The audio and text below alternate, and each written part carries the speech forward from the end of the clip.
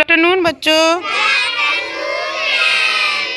Okay, आज हम सब्जियों के बारे में जानेंगे जो ज़मीन के नीचे होती हैं।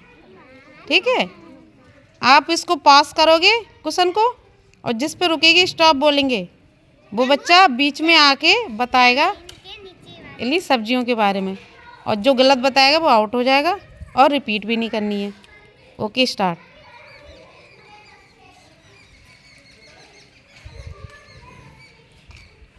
स्टॉप।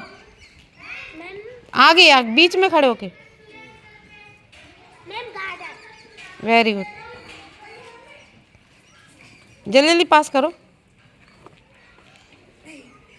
स्टॉप। बीच में जाओ Tanish. Very good. Stop. Hmm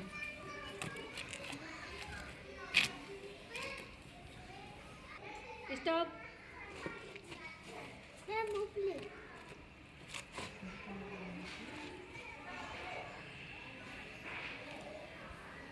stop.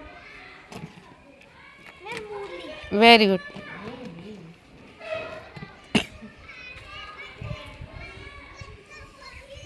Stop.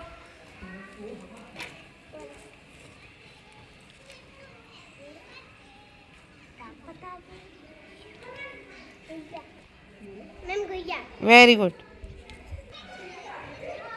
Stop.